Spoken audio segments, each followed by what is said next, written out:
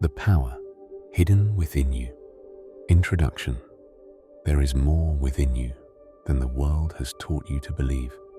Beneath your habits, your doubts, and beneath the personality you have worn for so long, there is a deeper center of life. Most people live without ever fully knowing this deeper self. They live from living through life as though they are at the mercy of circumstances and the opinions of others.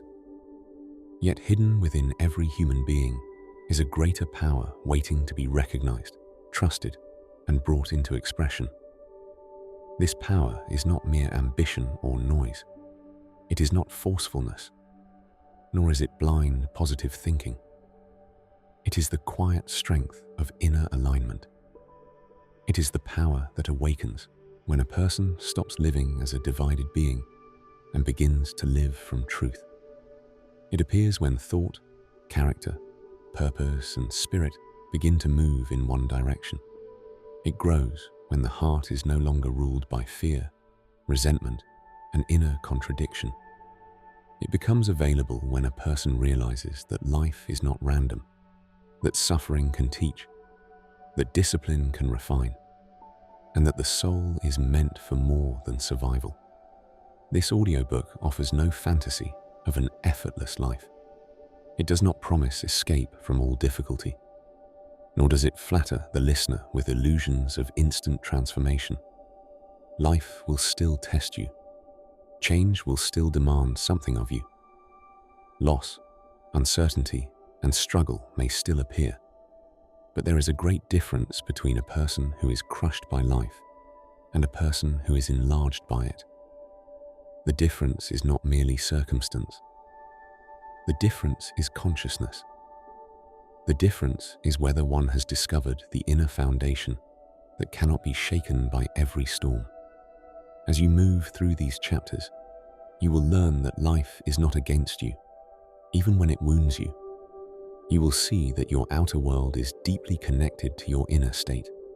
You will be reminded that what appears to be limitation may actually be an invitation to awaken a greater power. And above all, you will discover that the strength you have been seeking is not outside you. It has been buried within you the whole time.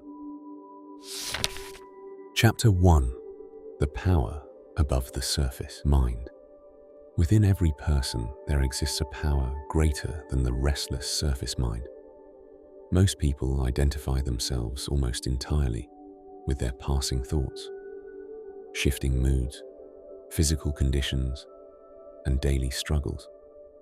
They believe that the anxious voice in the mind is their true self.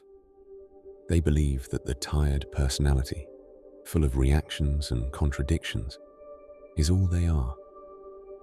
Because of this, they live from a diminished center. They rely on effort alone, on personal force alone, on the narrow reach of the ordinary mind. And so life feels heavy, uncertain, and full of struggle. But the ordinary mind is not the highest faculty within you. It is useful, but it is limited. It can compare, analyze, remember, worry, calculate, and defend. Yet it is also easily disturbed. It is influenced by appearances. It is shaken by setbacks. It becomes discouraged when results are delayed. It is often governed by fear, pride, impatience, and habit. If a person lives entirely from this lower center, life becomes a continual conflict. Beyond this level of mind is a deeper principle of being. It is not merely thought. It is not imagination alone. It is a higher order of consciousness, a spiritual center of intelligence and strength from which clarity, endurance, faith, and right direction arise. This power is already within you, though for many it remains dormant because they have never learned how to turn inward and live from it. They seek strength in outer conditions, in approval, in possession, in control, in avoidance of difficulty. Yet real strength is born from union with the deeper life within. Thought is one of the great gateways to this power. Thought can either keep you imprisoned in fear and limitation, or it can open the mind upward to something greater than fear. What you repeatedly think, accept, and dwell upon shapes the quality of your inner life. If you continually think of yourself as weak, unlucky, separate, deprived, or powerless, your whole system begins to organize itself around that belief. Your energy lowers, your actions weaken, your perception narrows. You unconsciously live as though life has cut you off from its source. But when you begin to understand that the source of strength is already within, a change begins. You stop looking at yourself as a victim of circumstance and start seeing yourself as a being connected to a deeper order of life. This does not mean denial of difficulties. It means you no longer give difficulties the final word. You no longer measure yourself by appearance alone. You begin to stand inwardly in a different way. Many people want power, but few are prepared for the discipline required to wield it rightly. Inner power is not entrusted to the selfish, the reckless, or the divided. It cannot be safely used by a mind obsessed with vanity, control, or personal gain. The more a person tries to use spiritual truth as a weapon for self-exaltation, the further they move from the very power they seek. For higher power does not cooperate with egotism. It reveals itself more fully to the one who has begun to surrender selfishness, vanity, and conflict with the greater good.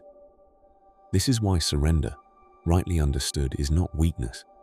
It is one of the greatest acts of intelligence. To surrender the false is not to lose yourself. It is to stop defending what is small, fearful, and fragmented, so that what is deeper, wiser, and stronger can come forward. The ordinary self thinks surrender means defeat. The awakened self knows surrender means alignment, and alignment releases power. You have never been as separate as you have imagined. Much of human suffering comes from the belief that we are isolated beings struggling alone in a hostile world. That belief creates weakness. It generates fear. It cuts the mind off from its deeper foundation. Yet the deeper truth is that your life is rooted in a greater life.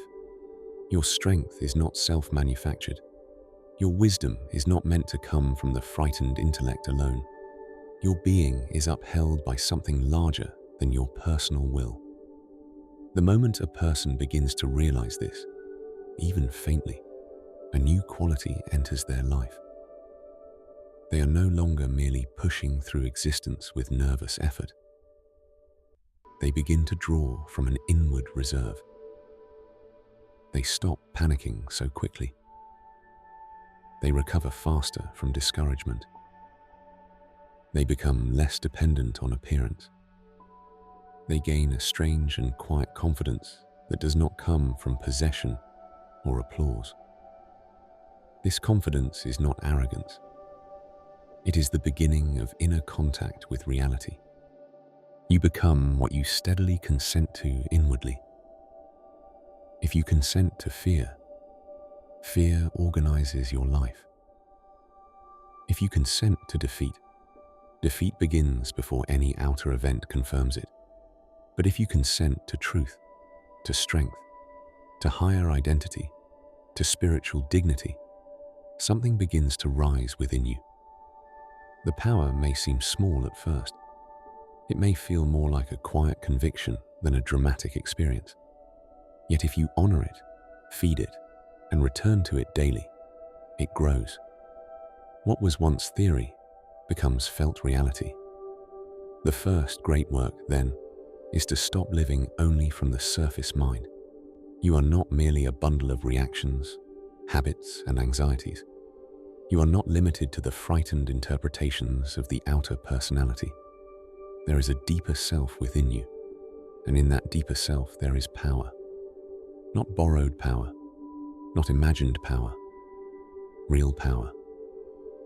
Power to endure, power to rebuild, power to think clearly, power to act rightly, power to remain inwardly established while life changes around you. The awakening of this power does not remove the need for effort, but it transforms the quality of effort. You no longer strive from panic.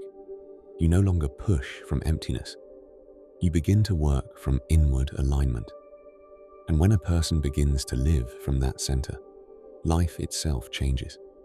Not because the world suddenly becomes easy, but because the one meeting the world is no longer weak in the same way. Chapter 2. Why life's difficulties are meant to strengthen you. Most people spend their lives trying to escape difficulty. They do not merely wish to overcome pain. They wish to avoid the entire process by which strength is formed. They want the reward without the discipline, the peace without the purification, the wisdom without the experience that gives birth to it. They imagine that a good life must be a life with fewer demands, fewer obstacles, fewer sorrows, fewer tests. But a life emptied of challenge would not be a higher life. It would be a smaller one. Life is not designed merely to entertain the personality. It is meant to educate the soul. This is why difficulty appears again and again in human experience. Not because life is cruel, but because growth requires friction. Character is not built in ease. Endurance is not formed in comfort. Wisdom does not emerge from continual indulgence. The deepest qualities of the soul are developed when a person is forced to meet resistance and either collapse into weakness or rise into a greater strength than they previously possessed. Many spend years pursuing happiness directly, yet the harder they chase it, the more it escapes them. That is because happiness is not a thing that can be hunted down like an object. It is not the true goal of life. It is the byproduct of right living. It is the fragrance released when a person begins to live in truth, purpose, discipline, and inward harmony. Those who make pleasure their aim become increasingly restless, because pleasure can never satisfy the deeper hunger of the soul. There is a strange paradox in human life. The person who lives only for comfort becomes fragile, while the person who accepts discipline becomes inwardly free. The one who avoids effort loses strength. The one who embraces necessary struggle becomes capable. The one who resents every inconvenience grows bitter and exhausted. The one who meets life with courage develops depth, resilience, and quiet power. This does not mean suffering is to be loved for its own sake. Pain is not holy simply because it hurts, but hardship becomes meaningful when it is met in the right spirit. The same trial that destroys one person can enlarge another. The difference lies in response. One resists, complains, blames, and hardens inwardly. The other asks, "What is this demanding of me? What must awaken in me now? What weakness is being exposed? What deeper strength is trying to emerge?" That is the real turning point in life. It is not when problems disappear. It is when a person stops asking only, "How do I get out of this?" and begins asking, "How do I meet this in a way that transforms me?" There is no life without challenge. Some difficulties come from our own blindness, poor choices, and disordered habits. Others appear as part of a larger discipline we do not fully understand. But whether caused by our past or permitted for our growth, the question remains the same. How shall we meet them? We may fight life with fear and self-pity, or we may meet it with steadiness, and learn how to draw strength from the very thing that seemed determined to defeat us. Most people are weaker than they need to be because they do not believe deeply enough in the power available within them. They place too much faith in circumstances and too little faith in the inner life. When conditions are favorable, they feel strong. When conditions turn against them, they lose themselves. But true strength is not measured by how well you function when everything goes your way. It is measured by what remains in you when the outer supports are shaken. A person with inner faith can survive what would have ruined them in an earlier season of life. They can walk through loss and not become empty. They can experience delay and not lose direction. They can be misunderstood and not become bitter. They can fail outwardly for a time without failing inwardly. That kind of strength does not come from denial. It comes from knowing that the core of your life does not depend on surface conditions. Faith, in this sense, is not mere belief in favorable outcomes. It is trust in the meaningfulness of life itself. It is trust that there is order beneath confusion, purpose beneath pressure, and a power within you capable of meeting what life asks of you. The person who possesses this kind of faith is not spared all sorrow, but they do not sink so easily beneath it. They know that the challenge before them is not necessarily the end of the road. It may be the beginning of a larger self. The world admires visible success, but the soul values something deeper.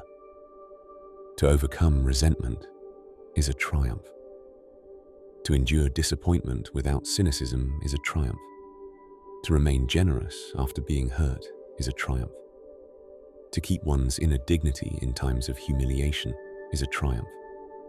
To continue in truth when falsehood would be easier is a triumph. These victories may not be applauded by the world, but they build the kind of strength no outer event can take away. So do not measure your life merely by how much ease it contains. Measure it by what it is making of you. Measure it by the quality of spirit you are becoming in the midst of experience.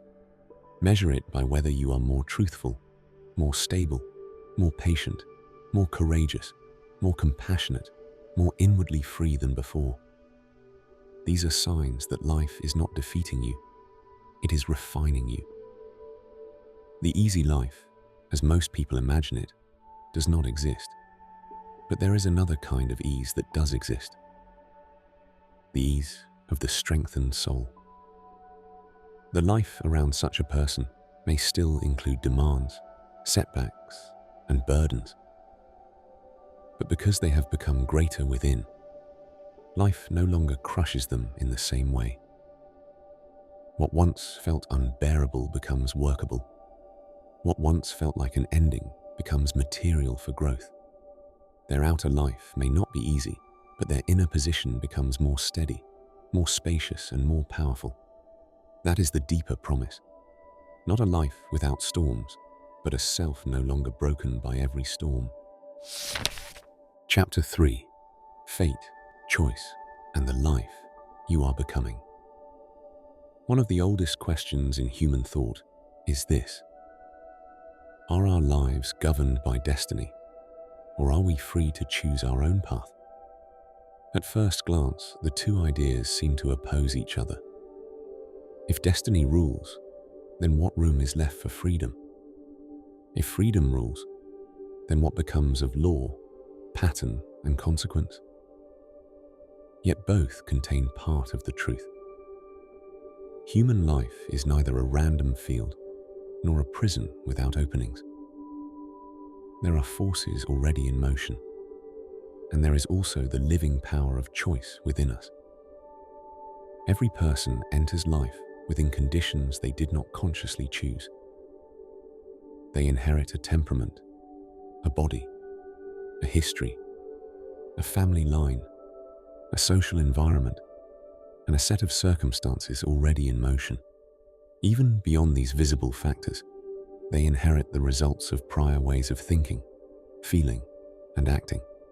Many events in life arrive with a force that seems greater than personal preference. Certain losses, endings, reversals, and changes appear whether or not we welcome them. In this sense, there is such a thing as destiny, but destiny is not the whole story. What matters just as much is how we meet what comes. Two people may face the same hardship, and yet their futures diverge because of the spirit in which they respond. One becomes more broken, resentful, evasive, and inwardly weak. The other becomes clearer, more disciplined, more compassionate, and more inwardly established. The event may have been unavoidable, but the inner use of the event was not. That is where freedom begins. Much of what people call fate is actually the accumulated momentum of causes they themselves helped create. Repeated thoughts become tendencies. Tendencies become habits. Habits become character. Character influences action. Action generates consequence. In time, what was once freely chosen begins to feel inevitable. This is how people bind themselves. They give themselves over to fear, pride, resentment, indulgence, or irresponsibility for so long that the results begin to close around them like walls. Then they call it fate. And yet, even here, freedom remains. A person may not be able to instantly erase the consequences of prior error, but they can begin today to stop creating more of the same. They can interrupt the pattern. They can choose a different inward posture. They can bring a different quality of thought, motive, and action into life. From that moment forward, something new begins to form. This means that while you may not be free to control every event, you are free to stop becoming the kind of person who keeps producing needless suffering. You are free to outgrow what once ruled you. You are free to refuse the lower impulse. You are free to replace bitterness with understanding, recklessness with discipline, self-pity with courage, and panic with trust. These are not small freedoms. They are the very freedoms from which a new life is built. There are moments in life when resistance only deepens pain. A great change is moving through the structure of your life, and no amount of pleading, worrying, or force will prevent it. Something is ending. Something is being stripped away. Something you built your identity upon is no longer sustainable. In such moments, the ego tends to fight what it cannot control. But this fight often injures the soul more than the event itself. There is a time to act, certainly, but there is also a time to bow to what must be passed through and ask how to walk through it with dignity. This is not passive resignation. It is intelligent cooperation with reality. To accept that something must be faced is not to become helpless. It is to stop wasting life in denial and begin gathering strength for right response. The person who continually rebels against every necessary discipline of life remains immature. The person who learns to meet life as it is becomes capable of transformation. There is then a greater destiny in every life and a smaller destiny created by daily choice. The greater destiny includes the deeper lessons the soul must learn, the unavoidable experiences that shape its unfolding, and the larger order into which each life fits. The smaller destiny is being created all the time through your responses, motives, actions, and inner habits. You may not control the arrival of every event, but you are always influencing what kind of person emerges through it. This is why the future is neither fixed nor infinitely plastic. It is lawful, but it is also living. What you are becoming inwardly matters. If you continue in blindness, you intensify bondage. If you begin to live more truly, you gradually weaken the hold of old patterns. If you persist in selfishness, fear, or disorder, you create harsher conditions for yourself later. If you cultivate truth, service, courage, and inward alignment, you build a more harmonious future. The law is exact, but it is not cruel. Its purpose is not to destroy you. Its purpose is to bring you into greater truth. Even painful events can be used in this way. A setback can make a person wiser. A betrayal can deepen discernment. A disappointment can break illusion. A season of weakness can awaken humility. A loss can purify love. Nothing need be wasted if it is faced consciously. But much is wasted when people meet life only with complaint, blame, and resentment.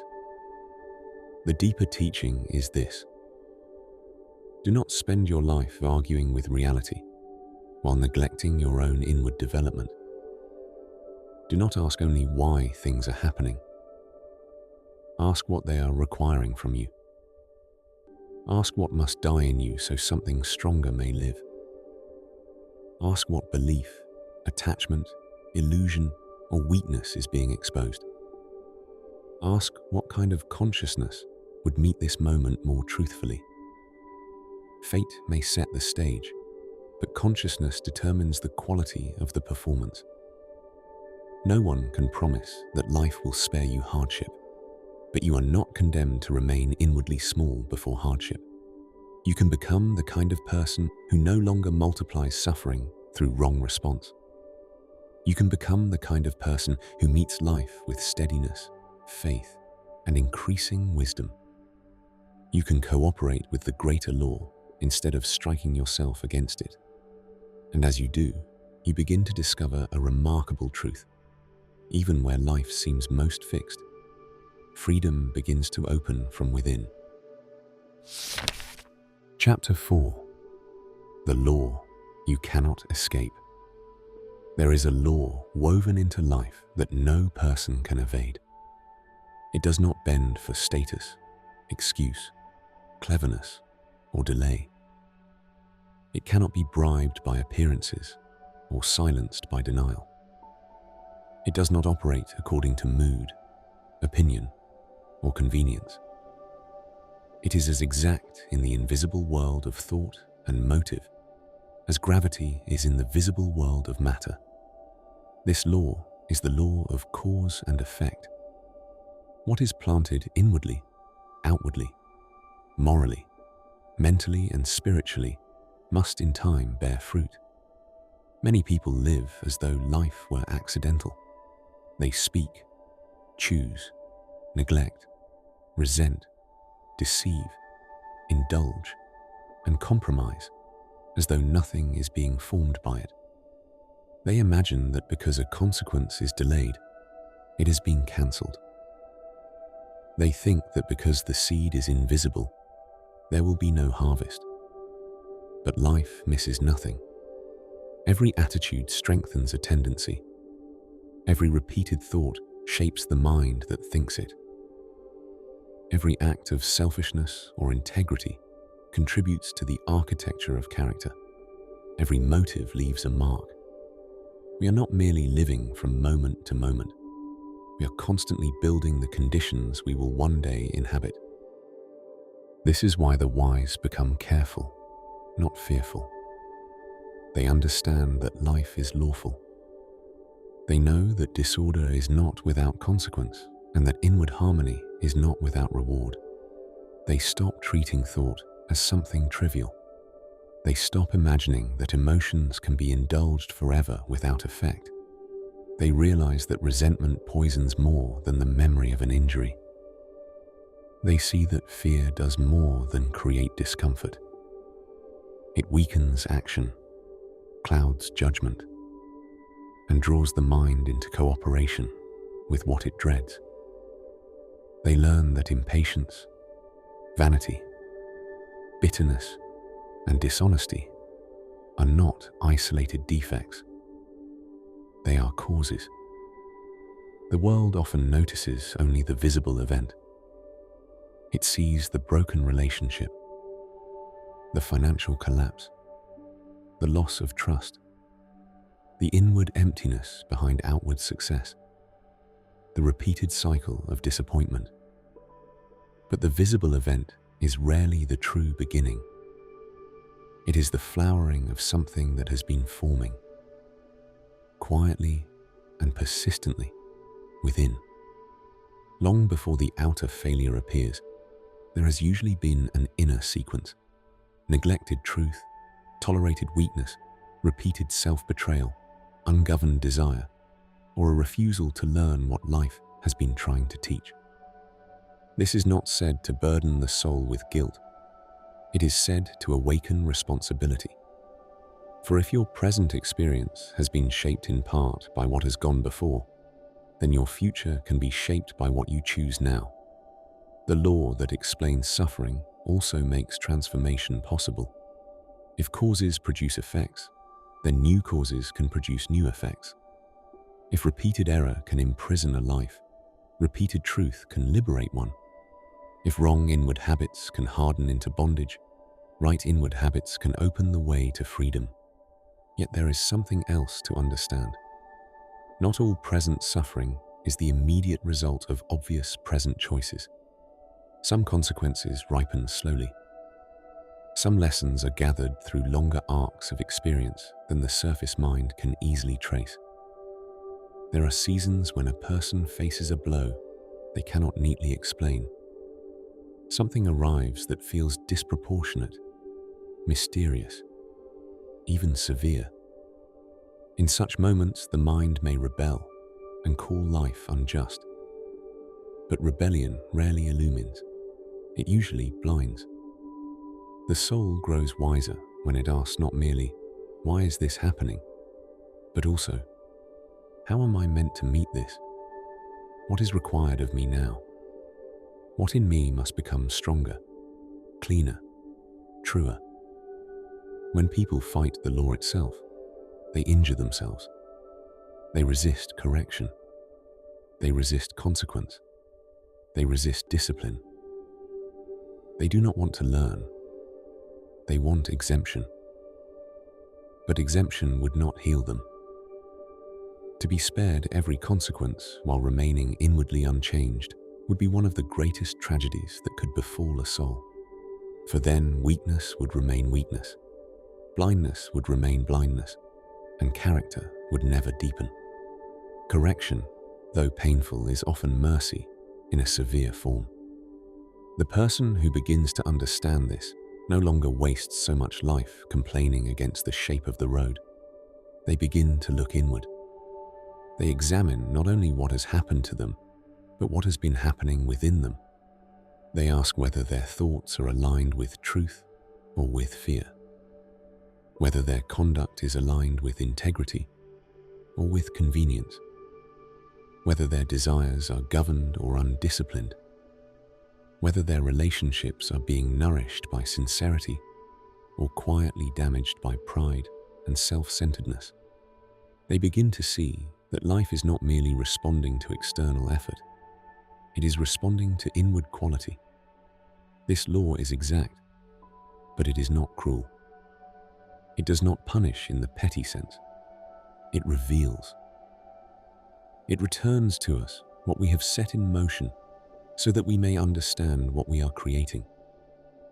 It lets us feel the structure of our own choices. It teaches through consequence what mere theory cannot teach.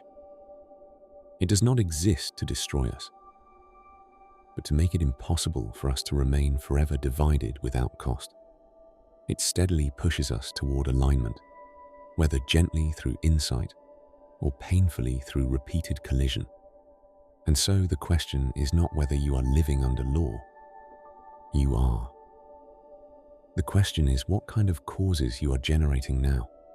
Are you planting thoughts that enlarge or diminish you?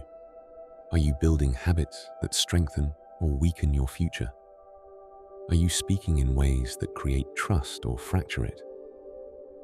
Are you using difficulty to develop patience, wisdom, and self-command? Or are you turning every challenge into more bitterness and confusion? No one escapes sowing. No one escapes reaping. But blessed is the person who understands this before life has to teach it through harsher means.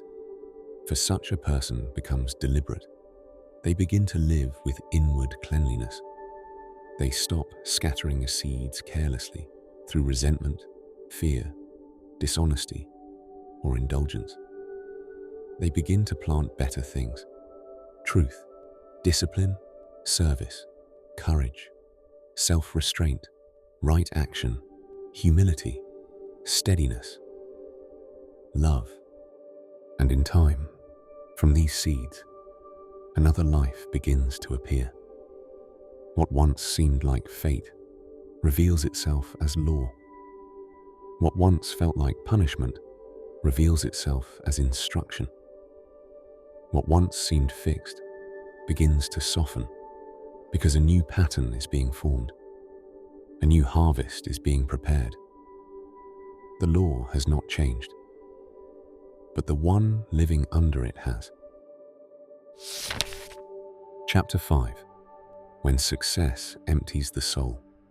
There is a kind of success the world celebrates, and the soul quietly mourns. It is possible to gain position and lose peace, to acquire admiration and lose inward clarity, to collect wealth, influence, and recognition while becoming smaller in spirit, harder in feeling, and more divided within. The world often confuses achievement with fulfillment because it sees only surfaces. It sees expansion, movement, proof of ambition, visible reward. But the soul judges by a deeper standard. It asks not only what a person has gained, but what that gain has done to them. Many spend their lives chasing success as though it were the final answer. They imagine that once they reach a certain height, a lasting satisfaction will arrive with it. They tell themselves that peace lies on the other side of accumulation, that dignity lies on the other side of status, that rest lies on the other side of being seen, praised, or envied. Yet when these things are gained without inner development, something unsettling happens. The expected fulfillment does not come. The applause fades quickly. Possession loses its thrill. Power creates new strain. Achievement demands protection. And the person who built their identity around outward ascent discovers that the soul remains hungry. This is because the soul cannot be fed by appearance. Outer success has its place. There is nothing inherently wrong with achievement, productivity, influence, or material increase. To do meaningful work well, to develop skill, to carry responsibility, to build something useful, to prosper through service and integrity. These are not low things. They can be noble. They can bless others. They can become expressions of discipline, intelligence, and contribution. But when success is pursued as a substitute for inward growth, it becomes dangerous. It begins to harden the personality around image, pressure, and acquisition. The person becomes more successful, perhaps, but less alive. One of the great tests of life is not merely whether you can endure failure, but whether you can survive success without corruption of spirit. Failure humbles some people. Success exposes others.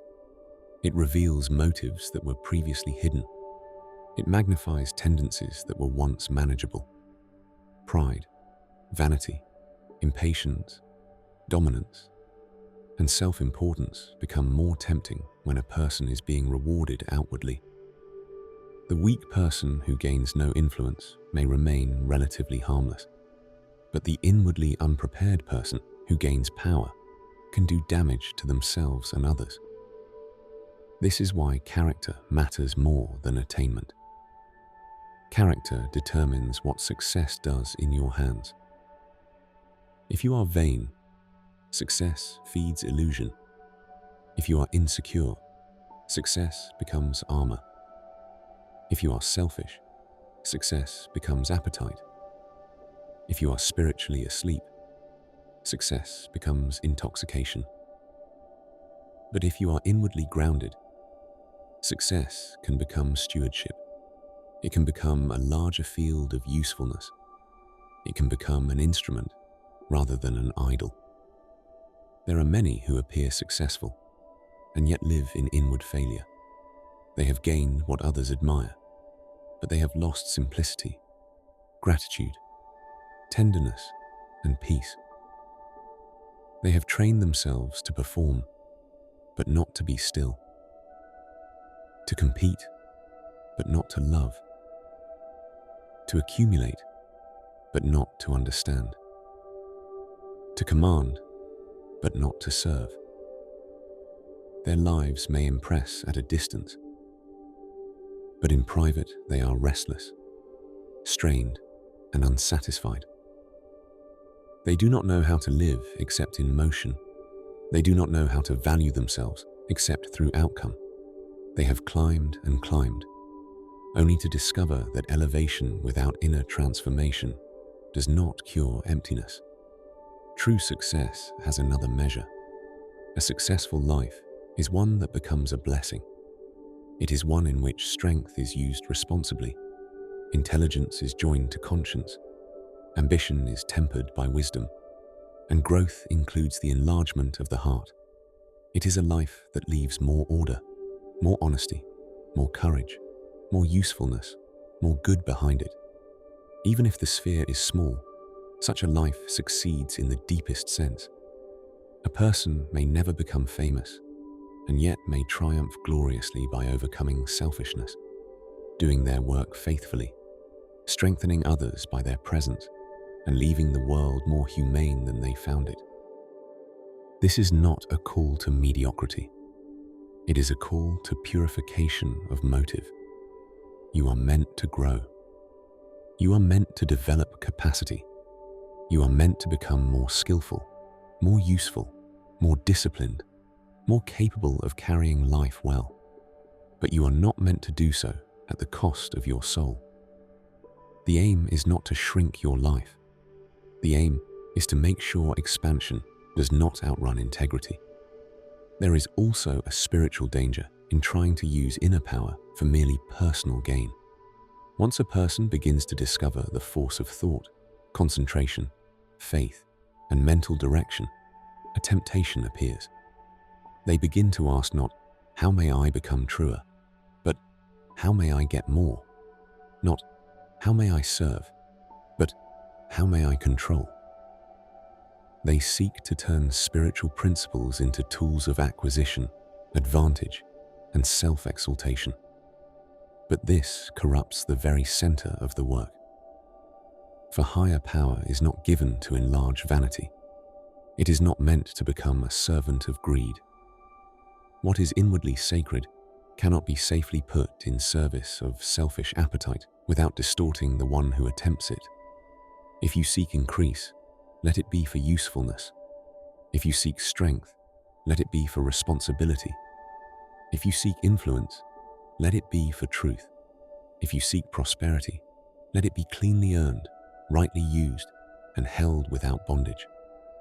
Let success come through service, discipline, vision, perseverance, and value honestly given to life. Then it need not corrupt. Then it need not hollow the soul. The great danger is not success itself. It is forgetting why you sought growth in the first place. It is forgetting that life is larger than status, that the soul is larger than your role, that your deepest worth is not created by applause, that no outer gain can replace inward order, that a person may rise in the eyes of the world while quietly falling in themselves. Measure your life, then, not merely by what you can show, but by what you are becoming. Are you becoming more truthful as you grow, more stable, more generous, more inwardly free, more capable of carrying both praise and disappointment without losing your center, more devoted to reality than to image, more willing to serve than to dominate? That is success the soul can live with. Anything else however dazzling, exacts too high a price. Chapter 6. The body follows the inner life. The body listens more closely to the inner life than most people realize. It does not merely respond to food, climate, rest, or physical conditions, though these matter greatly. It also responds to thought, emotion, tension, fear, resentment, discouragement, and inward contradiction. The body is not separate from the quality of consciousness being lived through it. It is influenced by the atmosphere of the mind and the condition of the heart. Much of human suffering is intensified, prolonged, or quietly produced by the disordered life within. This does not mean every illness is caused by thought, nor that all suffering can be reduced to simple mental formulas. Life is more complex than that. Bodies vary. Circumstances vary. There are inherited weaknesses, environmental pressures, accidents, and natural processes that must be acknowledged honestly. But it is also true that many people live in ways that continually disturb their own vitality. They think in ways that exhaust them. They feel in ways that poison rest. They carry fear as a constant atmosphere. They rehearse injuries. They feed anxiety. They resist reality. They remain inwardly divided. And then they wonder why peace, energy, and health are difficult to sustain. A disordered inner life eventually makes itself known. Fear is one of the clearest examples. When fear dominates, the whole being contracts. Perception narrows. Breath changes. Sleep is disturbed. The nerves become strained. The body remains on alert even when no immediate danger is present. This may continue so long that strain begins to feel normal. The person no longer notices the burden because they have carried it for years. Yet the body notices. It feels the cost of living under continual apprehension.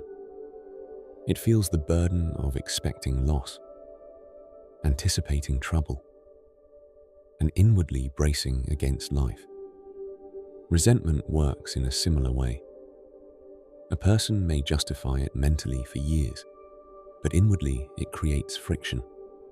It keeps old wounds active. It gives energy to the past. It turns memory into repetition. Even when the outer event is over, the body continues to live in the atmosphere created by the unresolved emotional pattern. The mind says, "It was years ago," but the inner system says, "It is still happening." What is unhealed continues to echo. Worry too is deeply destructive, not only because it disturbs peace, but because it teaches the mind and body to live in false relationship to time. Worry drags imagined futures into the present and asks the whole being to suffer them now.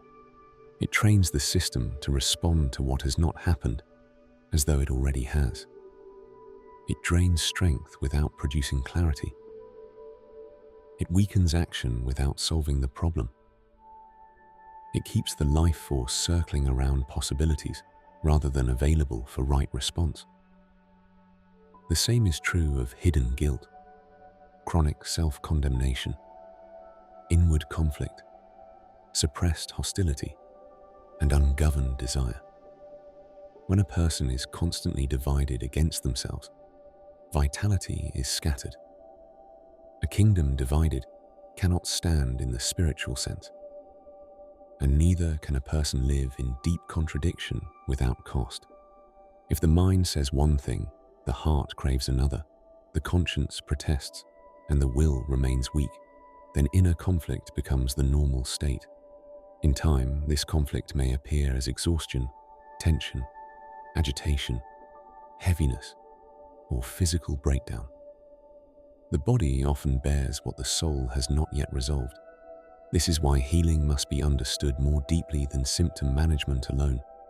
There are times when physical treatment is needed and should be welcomed with gratitude. But if the inner causes remain untouched, the root often continues to feed the branch. A person may calm the surface for a while, and yet continue inwardly generating the very disorder that burdens them. True restoration requires more than relief. It requires reordering. The first movement of such reordering is honesty. One must be willing to look inward without evasion. What am I living in mentally each day? What emotions dominate the atmosphere of my life? What beliefs am I rehearsing? What grudges am I preserving? What fears am I obeying? What forms of self-betrayal are draining my strength? Where am I resisting what must be accepted, or clinging to what must be released? This inward examination is not meant to produce self-obsession. It is meant to reveal misalignment. For once, misalignment is seen. It need not rule forever. A person can begin to change the inner environment in which they live. They can refuse the continual rehearsal of fear. They can cease feeding resentment. They can begin practicing trust, even before circumstances fully justify it. They can learn to quiet the mind instead of exciting it. They can restore honesty where there has been concealment, forgiveness where there has been poison, surrender where there has been relentless strain. And here we come to something essential. Peace does not arise merely from controlling thoughts at the surface. It must reach deeper into the heart. Many attempt to manage the mind while leaving the deeper life untouched. They try to repeat better words while still inwardly clinging to fear, hostility, vanity, or rebellion. But the body responds not only to words, it responds to the deeper emotional and spiritual reality beneath them. Therefore, the work must go further. The heart must soften. The will must relax its conflict with reality. The life within must gradually come into harmony with truth. Trust is medicinal in this deeper sense. Not shallow optimism, but real trust. Trust that life is not chaos. Trust that not everything must be controlled at once. Trust that your whole future does not depend on panic. Trust that what must be faced can be faced. Trust that surrender is not collapse. Trust that the deeper life within you can hold you through uncertainty. When trust enters, the whole being begins to release what fear has kept tightly wound. Space opens. Breath deepens.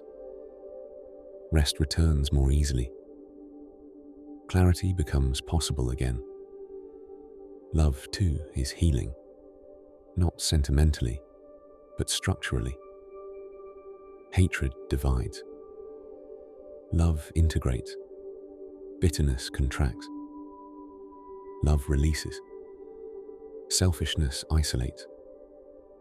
Love reconnects the life to something larger than its own grievance or appetite. This is why forgiveness is so powerful. It does not say the wound was small. It says you will no longer organize your inner life around it. It frees energy that was trapped in repetition. It allows the heart to stop fighting a past it cannot undo. In this sense, forgiveness can be as much a healing act as any outward remedy. There are sorrows in life that no method can entirely prevent.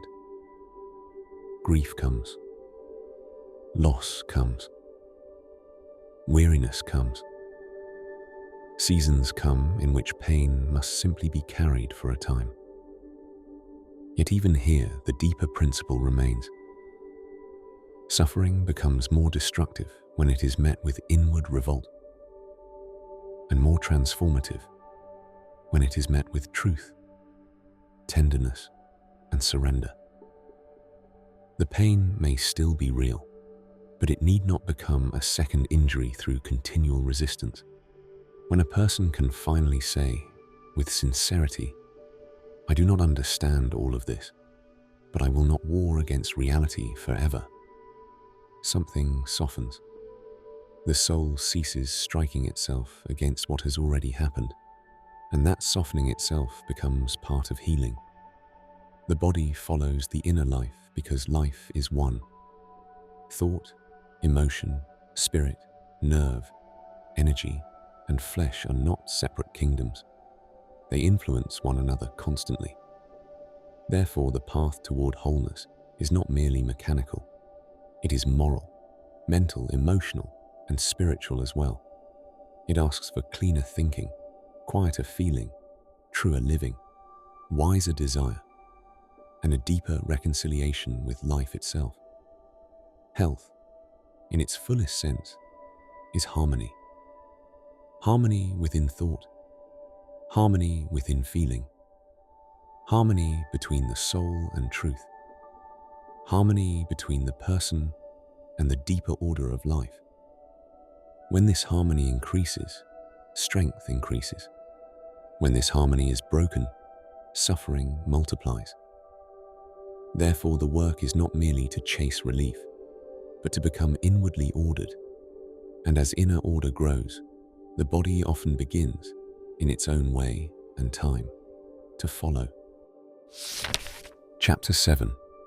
The mind that lives in lack. Poverty begins in consciousness before it hardens into condition. This does not mean every difficult circumstance is imagined, nor that material struggle is unreal in any practical sense. Hunger is real when it is felt. Debt is real when it presses. Constraint is real when doors seem closed and the future appears narrow. But beneath these outer realities, there is often a deeper inward condition that either reinforces limitation or begins the path out of it. Many people do not merely pass through lack. They live from it inwardly. They think from it, feel from it, expect from it, and interpret life through it. In time, this consciousness becomes a hidden architecture, shaping action, perception, decision, and opportunity. A mind trained in lack sees life through contraction. It assumes insufficiency before evidence appears. It expects support to fail, resources to dry up, and good things to belong to others. It becomes suspicious of increase, fearful of risk, anxious about tomorrow, and unable to relax into the possibility that life may hold more than constant struggle. Even when supply comes, such a mind cannot fully receive it. It remains braced, doubtful, and inwardly impoverished. The outer condition may improve for a few moments, yet the inward state continues to reproduce fear, and so the person cannot enjoy what is present, cannot trust what is unfolding, and often acts in ways that quietly recreate the very scarcity they long to escape. The world is filled with people who do not know the difference between prudence and poverty consciousness. Prudence is wise.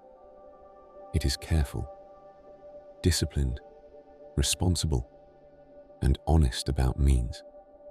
Poverty consciousness is something else.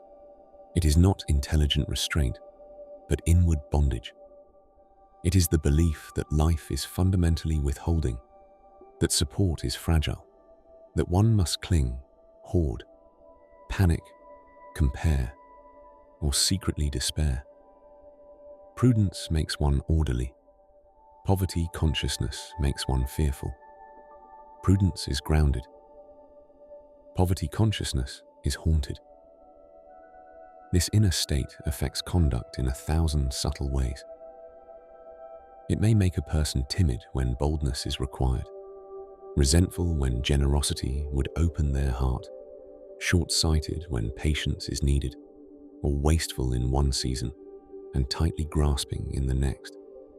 It may cause them to undervalue themselves, refuse worthy opportunities, distrust honest growth, or shrink from offering their gifts fully, because somewhere within they have accepted the idea that there is never enough. But life does not open most fully to the mind that is clenched against it. The first liberation, then, is inward. A person must begin to understand that the source of supply is deeper than appearances. Material channels matter, certainly. Work matters. Exchange matters. Skill matters. Service matters. But behind all channels is a larger order of provision. Life itself is not founded upon barrenness. Existence is not built from a principle of ultimate deprivation. The universe is not held together by fear. There is order, resource, intelligence, and sustaining power behind visible conditions. The person who begins to sense this no longer worships the channel as though it were the source. They do not panic quite so quickly when one door closes, because they are learning to place their trust more deeply. This does not produce laziness. Quite the opposite. When a person is no longer ruled by lack inwardly, they often become more responsible outwardly. Fear wastes energy. Trust releases it. Panic clouds the judgment. Stability clarifies it. The mind that believes only in scarcity tends to either strive compulsively or withdraw helplessly.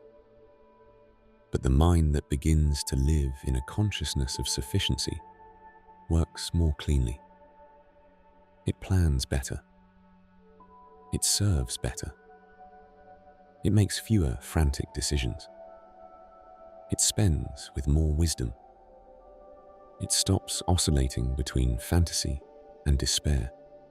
It becomes practical in a higher sense because it is no longer driven by inward famine. Many imagine abundance means excess. It is not. Excess can be just another form of imbalance. True abundance is not always wealth in the social sense. It is sufficiency joined with inward freedom. It is the condition in which a person is no longer mentally enslaved by fear of want. They may possess much or little by the standards of the world, but inwardly, they are not built around dread. They have learned that life can be met. They have learned to work, to serve, to receive, to trust, and to proceed without continually kneeling before the idea of insufficiency. There is also a moral dimension to lack that must be faced honestly. Sometimes poverty is reinforced by disorder of character. Wastefulness, dishonesty, resentment, sloth, vanity, lack of perseverance, and refusal to render value can quietly sabotage provision. A person may speak of abundance while avoiding discipline. They may want increase without usefulness, results without service, security without order. But life does not usually reward inward confusion with outward stability. Supply often comes most steadily where there is integrity, value honestly given, patience, skill, and disciplined action. Therefore, abundance consciousness is not daydreaming. It is not pretending. It is not a childish demand that life pour treasures into the lap of an unformed soul. It is a mature inner stance grounded in the recognition that supply is not ultimately born from fear, that usefulness matters, and that one must cooperate with life rather than merely wish at it. To live in abundance consciousness is to reject the inward lie of permanent deprivation, while also accepting the outer responsibilities through which provision commonly moves. The shift begins quietly. A person stops speaking as though lack were sacred. They stop glorifying struggle as identity. They stop rehearsing insufficiency as though it were a form of honesty. They begin instead to cultivate inward steadiness. They bring order to their affairs. They reduce waste. They pay attention. They do the work before them more faithfully. They offer greater value. They cease envying others and begin strengthening their own contribution. They learn to be grateful without becoming passive. They learn to trust without becoming careless. In time, this change of consciousness alters both atmosphere and action. The person becomes more attractive to opportunity because they are less clouded by desperation. their speech becomes cleaner. Their judgment becomes calmer. Their energies stop leaking into fear, comparison, and self-defeat. They become capable of bearing more because they are no longer inwardly crumbling under imagined insufficiency. Even before the outer evidence becomes dramatic, the inner soil has changed. And once the soil changes, the harvest can change. The deepest truth is this: lack is not overcome merely by acquiring more. Many acquire more and remain inwardly poor. They still fear loss, still cling, still compare, still live in silent anxiety. True release begins when the mind ceases to worship scarcity and begins to align itself with sufficiency, usefulness, trust, and order. Then one is no longer merely trying to escape poverty as an event. One is outgrowing it as a consciousness, and that is the beginning of a different life. Chapter 8. The Hidden Worker Within. Within you, there is a silent worker that never sleeps. It receives impressions, stores patterns, builds habits, organizes tendencies, and carries out repeated instructions with astonishing fidelity. It is not dramatic. It does not announce itself. Most people rarely notice its operation, except through the results it produces. Yet much of what they call personality, tendency, readiness, instinctive response, and habitual behavior is being shaped continually by this hidden worker within. We call it the subconscious mind. The subconscious is not the highest power in man, but it is one of the most useful. It is not wisdom itself, though it can carry out what wisdom directs. It is not spiritual illumination, though it can serve the life of the spirit when rightly guided. It is more like a faithful craftsman or tireless servant. It takes what is impressed upon it and begins the work of embodying it. What the conscious mind repeats, consents to, fears, imagines, or rehearses, the subconscious gradually accepts as material for construction. This is why the repeated life of thought matters so profoundly. What you steadily dwell upon does not remain harmlessly at the surface. It sinks. It enters the workshop below awareness, where it begins to shape reflex, inclination, expectation, and habit.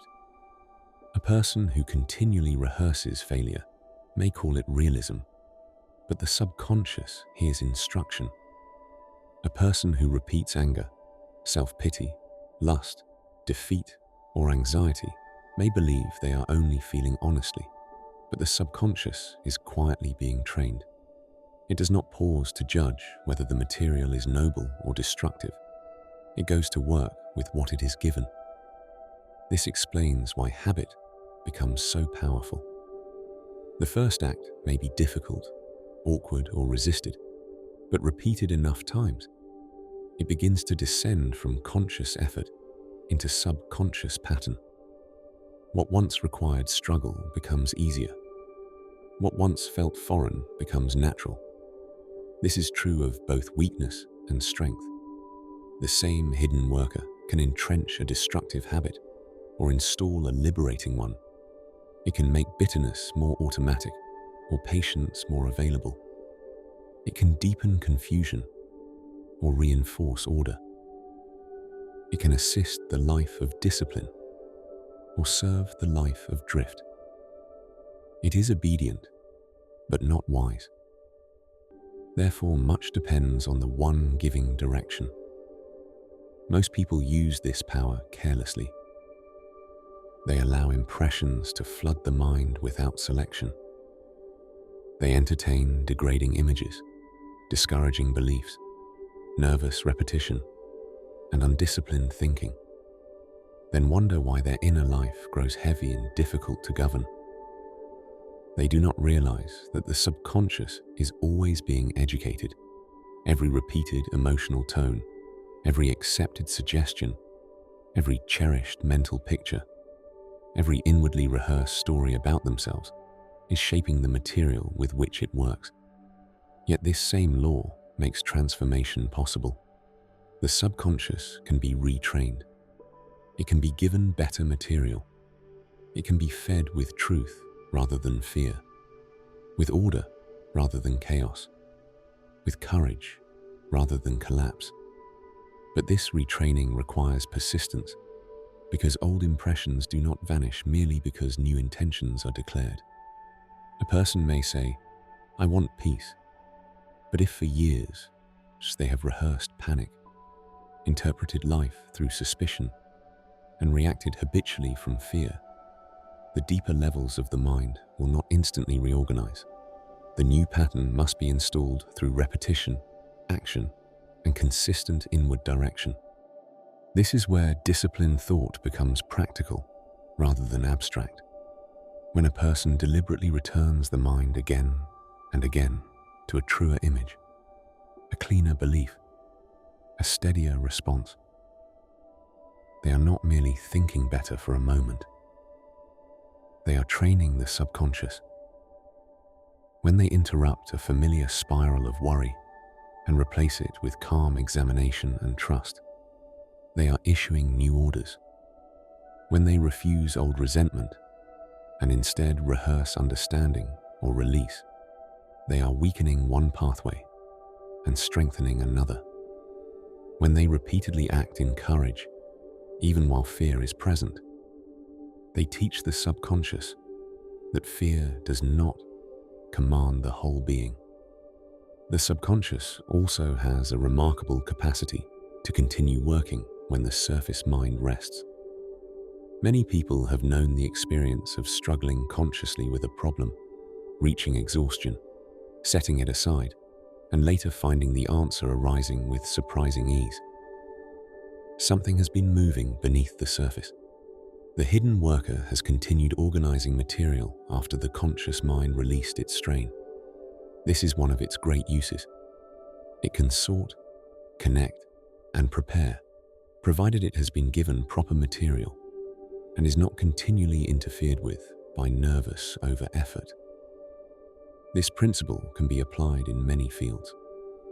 The writer who gathers thought carefully and lets the material ripen inwardly often writes with greater clarity than the one who forces every line in agitation. The speaker who studies deeply and then allows the inner mind to arrange the substance may find that expression comes with less fatigue. The worker, planner, inventor, artist, or builder who learns how to engage the deeper mind through concentrated preparation and then inward release often becomes more effective, not less. But this is not magic. It is cooperation with a faculty designed to serve. To use this power well, three things are especially necessary. First, selection.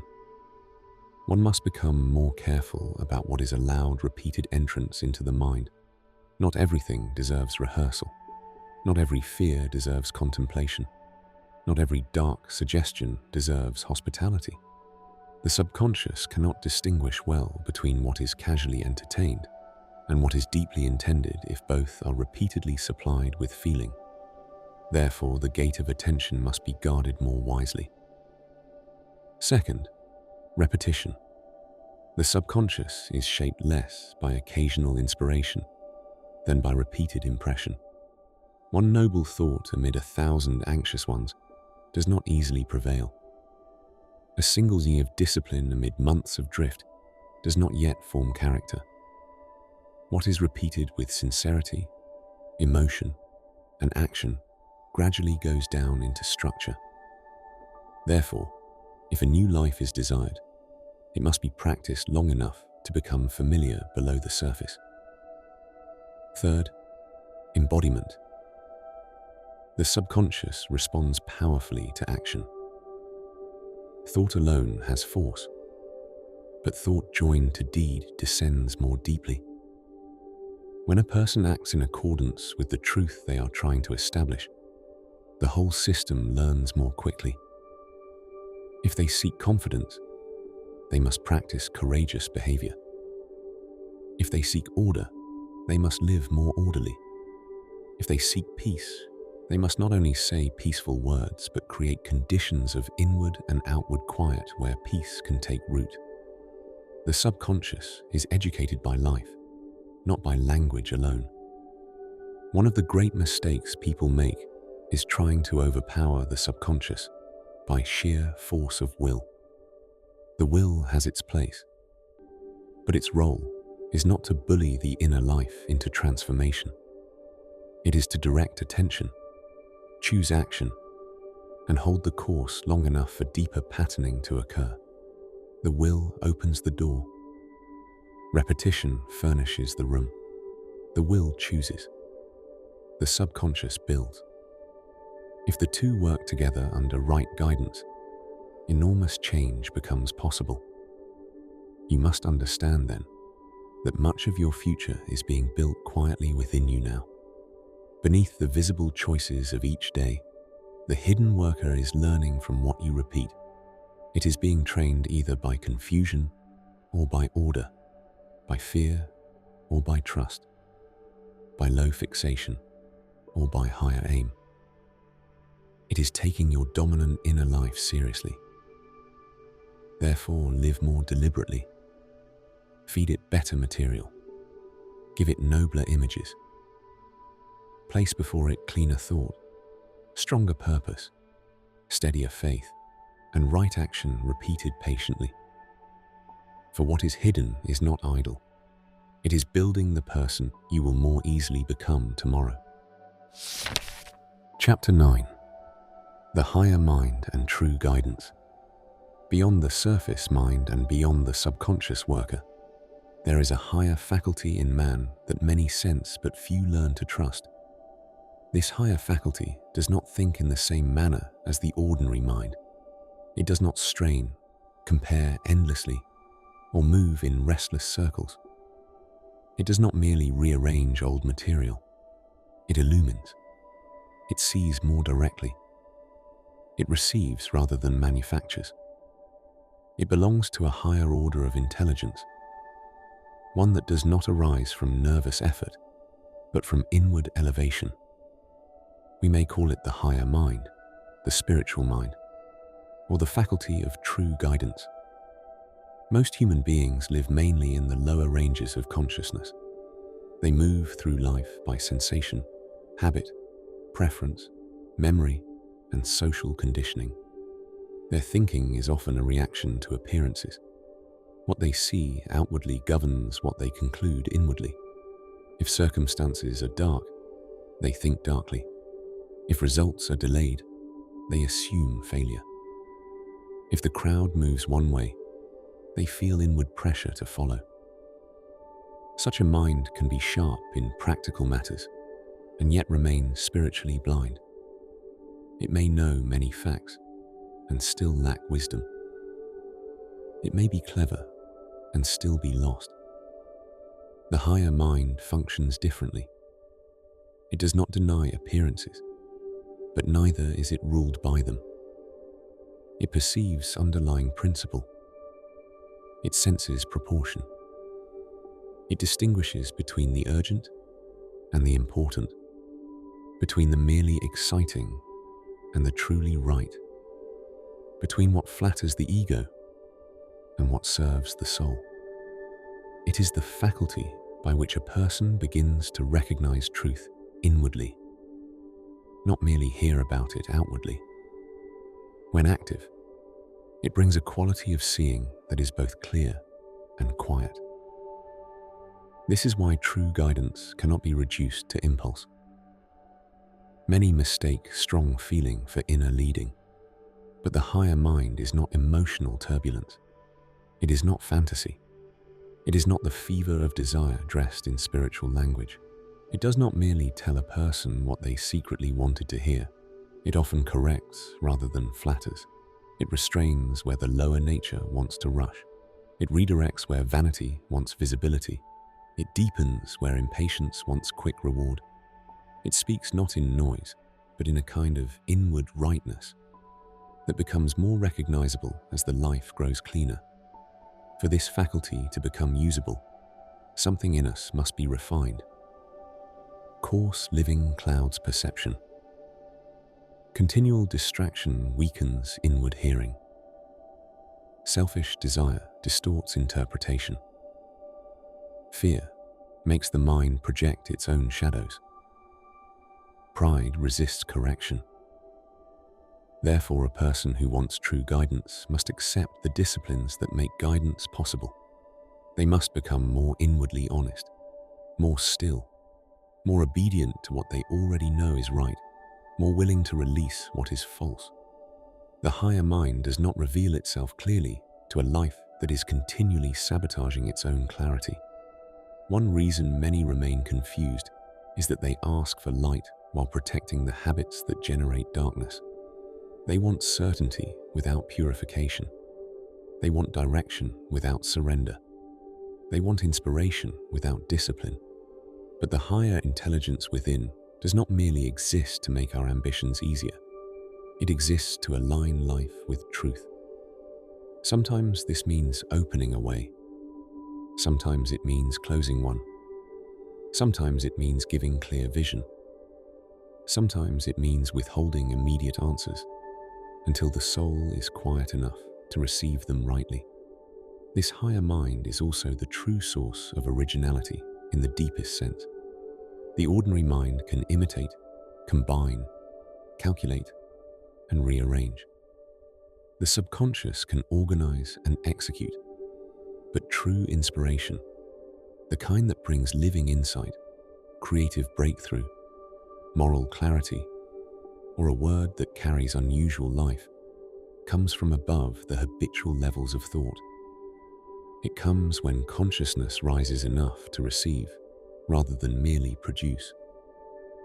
Many of the greatest ideas, turning points, and illuminations in human life have arrived in such moments. Not through frantic effort, but through prepared receptivity. Yet receptivity is not passivity. The higher mind does not reward laziness. It meets the earnest, disciplined, and sincere. A person studies, reflects, prays, labors, struggles honestly, and then in some hour of readiness, a greater clarity enters. They see in a moment what had long remained hidden. They understand a relationship, a path, a principle, or a decision with sudden simplicity. What seemed confused becomes ordered. What seemed divided becomes whole. This is one of the great mercies of the inner life. When we have prepared ourselves faithfully, illumination often comes as gift. To live by this guidance, however, requires courage. The higher mind does not always agree with social momentum.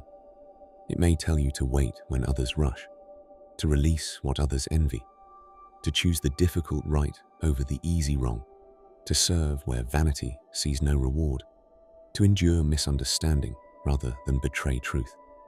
It may direct you away from apparent advantage because it sees consequences the lower mind cannot yet detect. Many regret ignoring such guidance. Few regret obeying it. Though obedience may require faith for a season, there is a particular peace that accompanies true inner guidance. Not always immediate ease, but peace. The lower mind may still question. Emotions may still tremble. Circumstances may remain uncertain. Yet beneath all that, there is a steadiness, a felt rightness, a sense that one is standing on deeper ground. This peace is not merely comfort, it is often confirmation. It does not always remove difficulty, but it gives strength to proceed without fragmentation. How then is this higher faculty cultivated?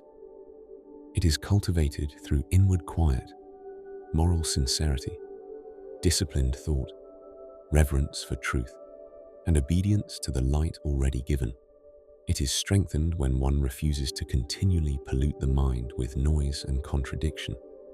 It grows when one becomes less reactive and more perceptive, less self-dramatizing, and more inwardly still. It becomes clearer when life is brought into better alignment, when speech becomes cleaner, motives less mixed, desires less frantic, and conduct more honest. One must also learn to distinguish it from mere wishfulness. The lower self speaks with urgency, emotion, and appetite. The higher mind often speaks with clarity, restraint, and proportion. The lower says, take, prove, secure, possess, hurry. The higher says, see clearly, stand truly, wait if needed, act cleanly. Do not violate your soul. The lower flatters importance. The higher restores order. The lower seeks advantage. The higher seeks truth. When a person begins to live more often from this faculty, their whole life changes in quality. They are less tossed about by appearances. They become harder to deceive, not because they are suspicious, but because they can feel the difference between what is alive with truth and what is merely dressed to persuade. They make fewer frantic errors. They become more original because they are no longer living by imitation. They move with greater simplicity because they are less divided inwardly. They begin to draw from a wisdom the ordinary mind could never have generated by itself. This is not a privilege reserved for a rare few. It is a possibility latent in every person willing to undergo the refinement required. The higher mind is not absent from human life. It is neglected, drowned out, mistrusted, or obscured. But when the inner life is disciplined and elevated, it begins to shine through. Then one no longer lives merely by reaction, custom, or fear. One begins to live by light, and that changes everything. Chapter 10. Character is the real achievement. At the end of life, what remains most valuable is not what a person possessed, displayed, or temporarily controlled, but what they became. Much of what the world calls achievement is external. It can be counted, measured, praised, envied, and lost. Position can be taken away. Wealth can change hands. Reputation can rise and fall with public mood. Even talent, unless governed by depth of character, may become dangerous to its possessor. But character belongs to another order. It is what has been built into the soul through repeated thought, right action, inward struggle, self-mastery, and faithful response to life. It is the most enduring form of attainment because it is the very structure of the person. This is why character is the real achievement. A person may fail outwardly many times and yet be moving toward a great inward victory. Another may appear successful in every visible sense and yet remain poor in the deepest way because they have not become inwardly reliable. The soul is not perfected by appearance. It is shaped by what it repeatedly consents to, resists, disciplines, and embodies. Character is formed when truth becomes more than admiration, when it becomes conduct. It is formed when right action is chosen not once, but steadily enough that the whole being begins to reorganize around it. Most people are aware, at least dimly, of their own weaknesses. They know where they are easily pulled downward. They know the habits that deplete them, the moods that mislead them, the appetites that overrule judgment, the patterns that return just when they believe themselves free. Many try to conquer these weaknesses by bursts of effort. They make resolutions, exert willpower, and for a short time perhaps feel stronger. But old tendencies often return because the deeper law of transformation has not yet been understood. Weakness is rarely conquered by direct struggle alone. It is outgrown through transmutation. Transmutation is the art of redirecting force rather than merely suppressing it. Every weakness contains energy. Every desire, every impulse, every recurring inner movement carries power in some form. The question is not simply how to crush it, but how to lift it into a better channel. A person who tries only to repress a lower tendency may find it returns with greater pressure because the force beneath it has not been educated.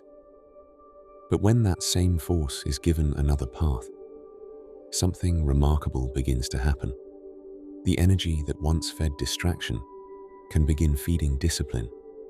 The energy that once fueled vanity can become aspiration. The fire that once moved through craving can become concentration, creativity, service, endurance, or noble purpose. This is one of the great secrets of self-mastery. The lower is not always defeated by attack, but often by redirection. Consider how many people remain trapped because they keep staring at the very thing they wish to escape. They fight the habit mentally all day. They rehearse their struggle. They identify themselves by the weakness. They say, "This is my problem. This is what controls me. This is what I must keep resisting."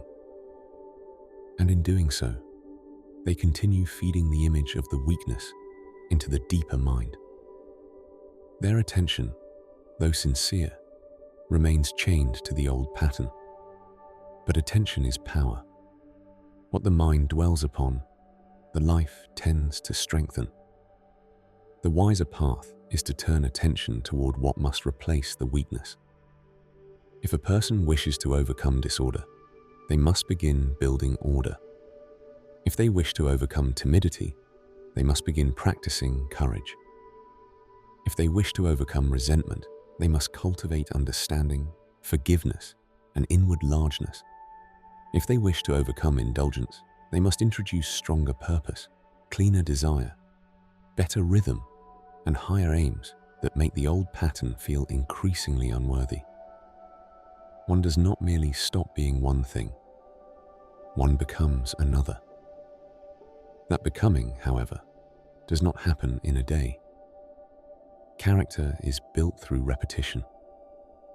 Every right act strengthens a corresponding tendency.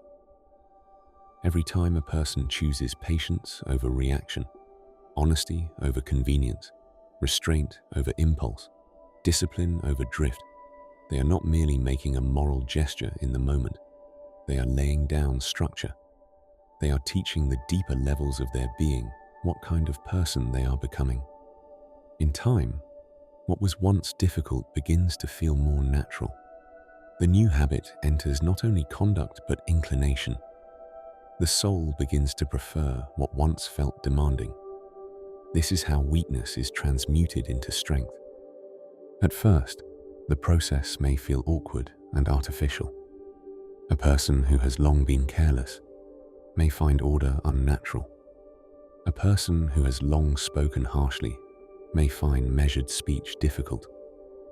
A person ruled by appetite may feel a kind of inward agitation when first choosing restraint.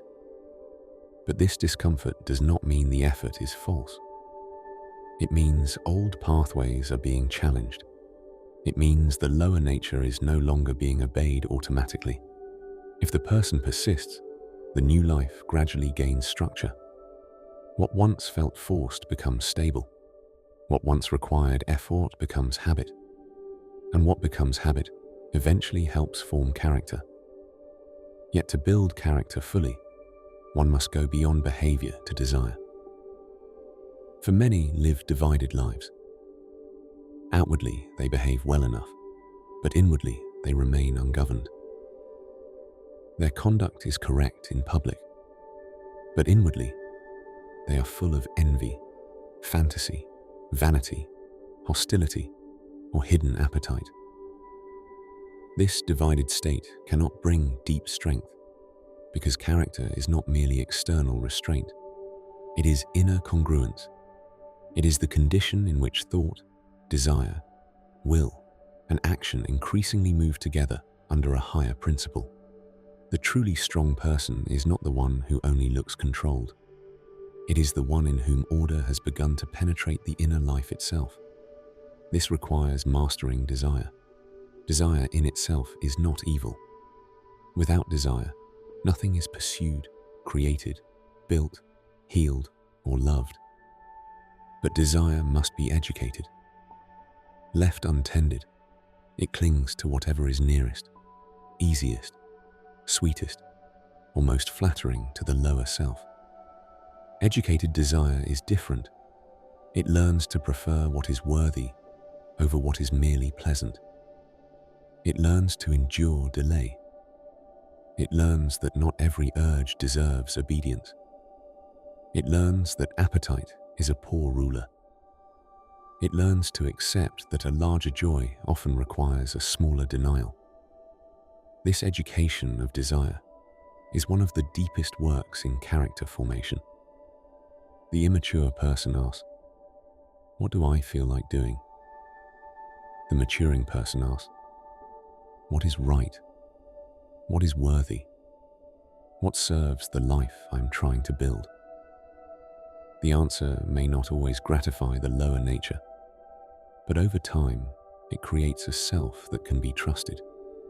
And this inward trustworthiness is one of the greatest achievements a person can attain.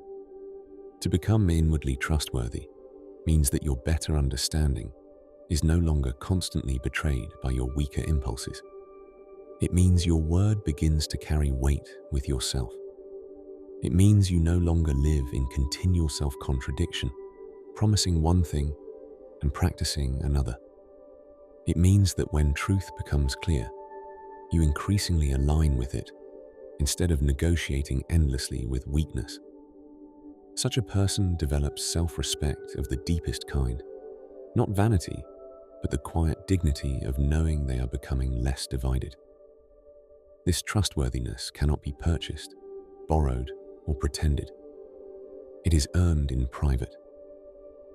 It is built in the unseen moments when no one applauds restraint, when no one notices the choice to remain honest, when no one rewards the refusal to indulge resentment, when no one sees the effort to begin again after failure. Character grows in these hidden places. It is strengthened each time the soul chooses higher, law over lower impulse. Failure, of course, will occur along the way. Old patterns do not vanish without resistance. A person may relapse into reaction, discouragement, indulgence, or confusion, and be tempted to conclude that the effort is useless. But this is another place where character is formed. The question is not whether one ever stumbles. The question is what one does next. Does one collapse into self-contempt, using failure as permission to sink further? Or does one learn, recover, and continue?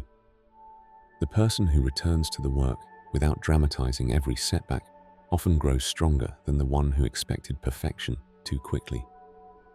Perseverance is therefore central to character, not the tense perseverance of egoic striving, but the steady perseverance of one who understands that building a soul takes time. Every noble habit was once unnatural. Every strong character was once tested. Every inwardly trustworthy person once stood at the threshold where the old life still pulled at them. What made the difference was not ease. It was repetition, sincerity, right direction, and refusal to give final authority to weakness.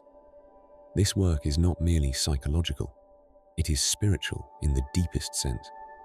For as character grows, a person becomes more fit for higher life. The clearer, cleaner, steadier the character, the more safely truth can dwell in it, the more responsibly power can move through it, and the more beautifully service can be rendered to others. Character is not self-improvement for vanity's sake. It is preparation for rightful living. It is the making of a vessel that can carry strength without pride, responsibility without collapse, and influence without corruption. The true measure of growth, then, is not how inspired you feel in rare moments, but what you are becoming through daily practice. Are you more governable by truth than before? Less enslaved by appetite? More capable of delayed gratification? More honest under pressure? More faithful to your better understanding? More able to recover from discouragement without surrendering your aim? More inwardly clean? More reliable to yourself and therefore to others? These are the marks of real achievement, for the greatest victory is not over circumstance alone. It is over the chaos within. It is the gradual transformation of the lower nature into a servant of the higher. It is the building of a self that can stand, choose, endure, and remain true. It is the slow, sacred work of becoming a person whose inner life has substance. And when that is gained, much else in life can be lost without total ruin. But without it, even great outward gain leaves a person poor. Chapter 11.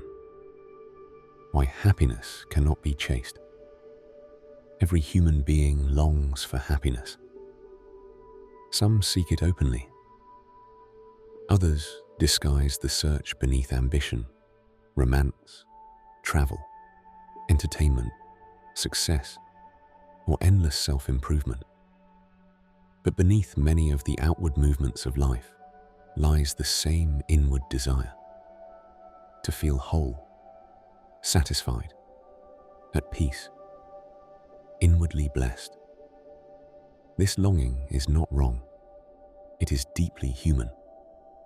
Yet much of human disappointment arises from one central mistake: trying to pursue happiness directly as though it were an object to be captured.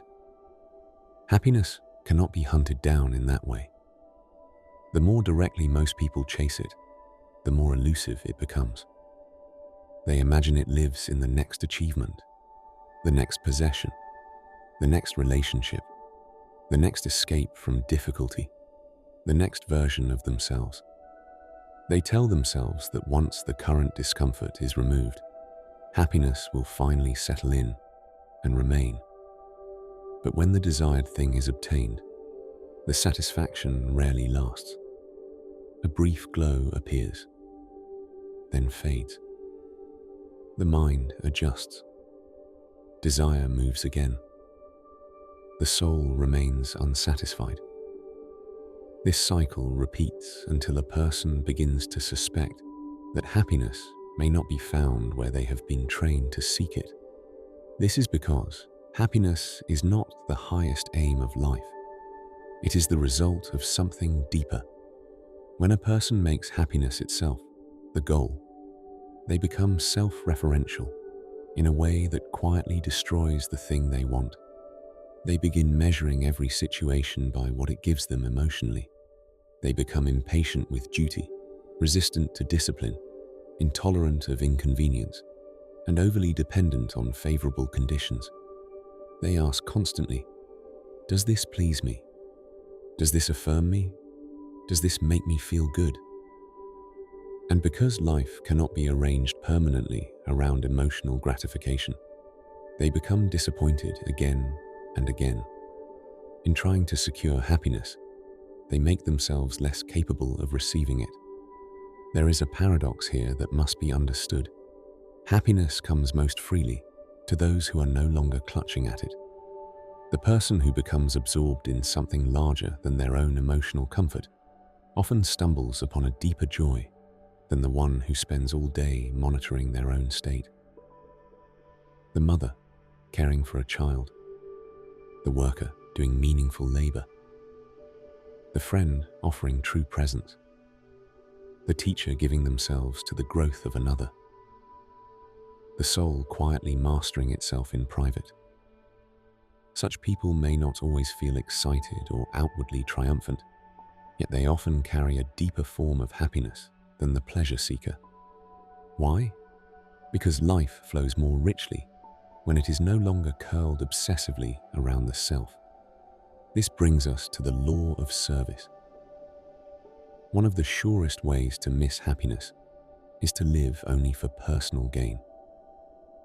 The self-enclosed person may acquire many things, but they remain spiritually cramped.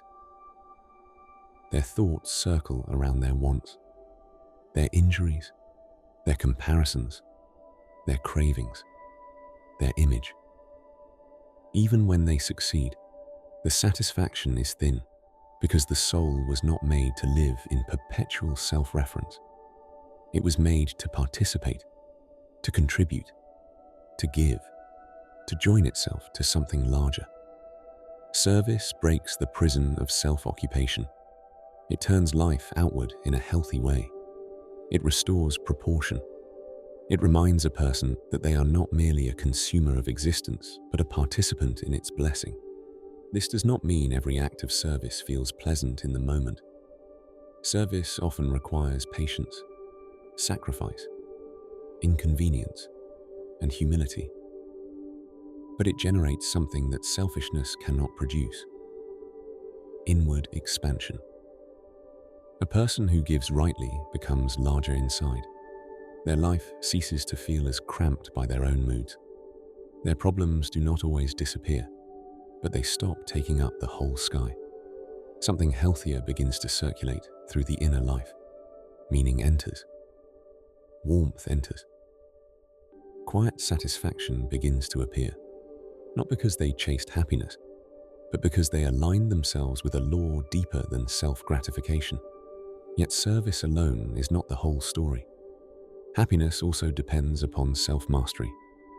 A person cannot live well while being ruled from within by every appetite, impulse, fear, mood, or resentment. They may experience bursts of pleasure, but they will not know stable happiness.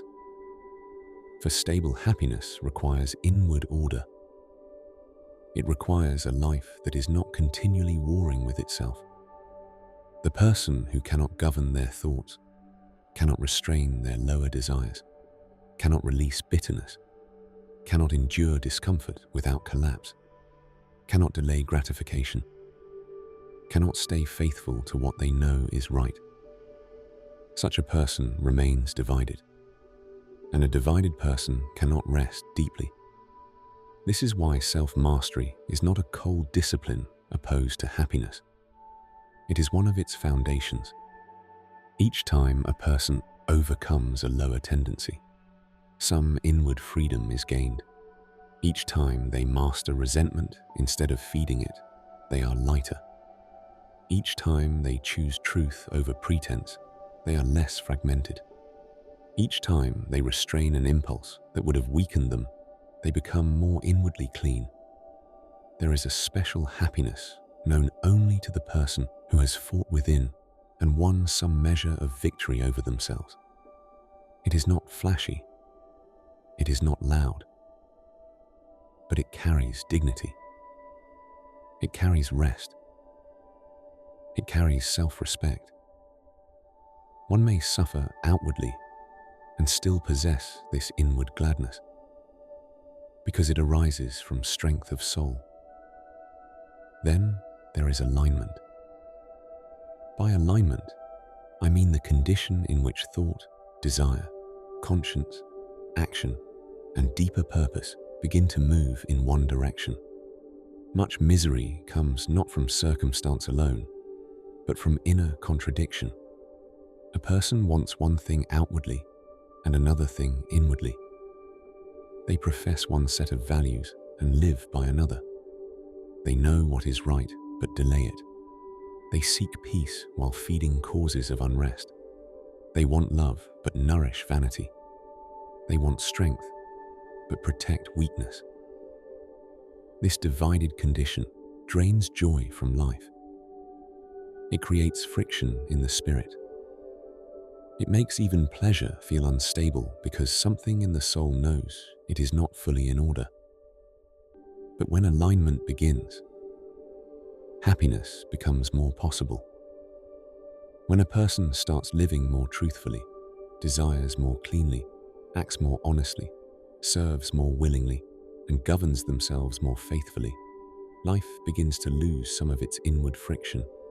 There is less hidden strain, less private self-betrayal, less noise in the conscience, less need to constantly defend a false life.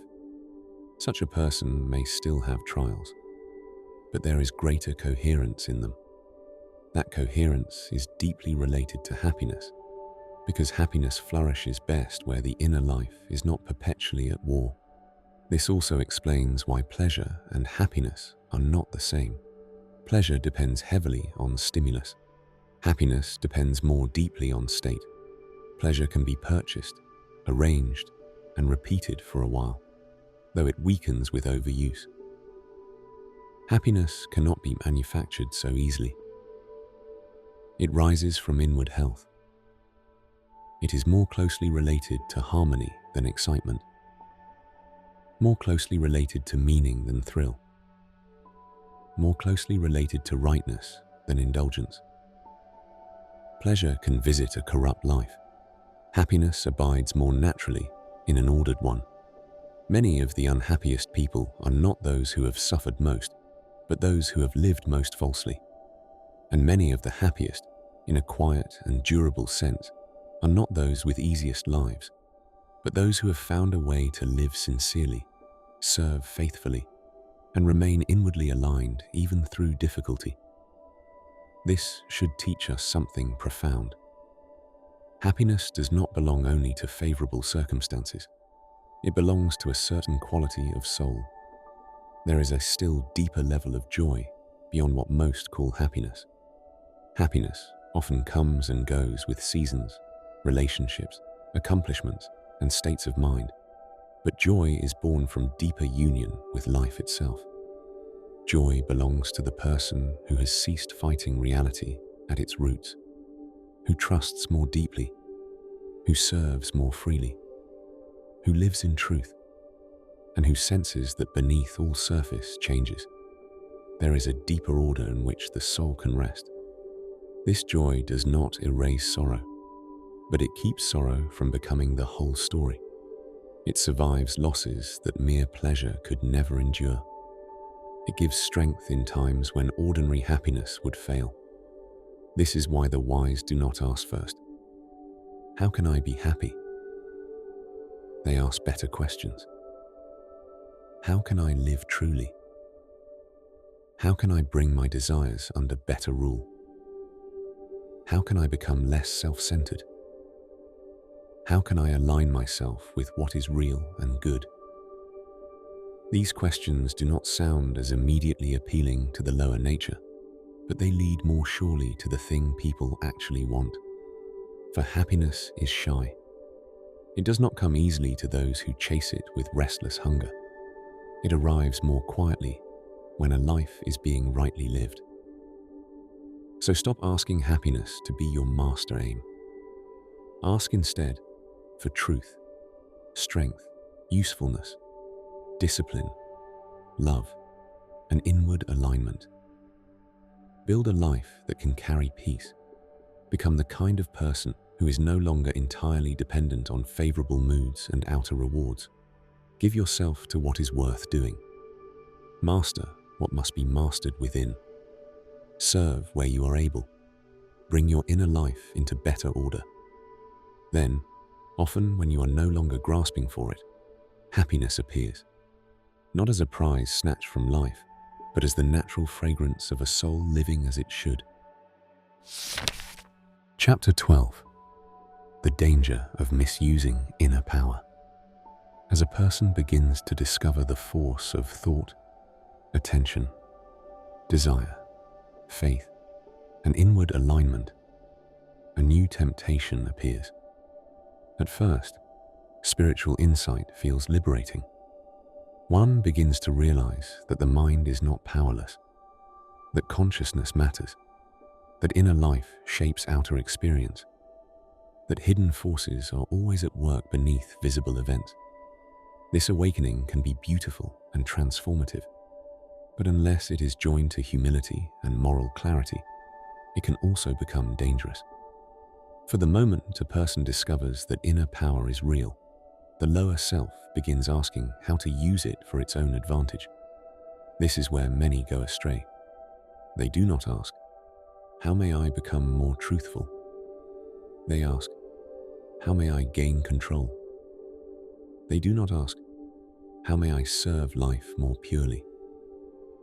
They are, "How may I bend life toward my private appetite?" The very principles that were meant to bring awakening are then dragged downward into selfish use. Thought becomes a tool of vanity.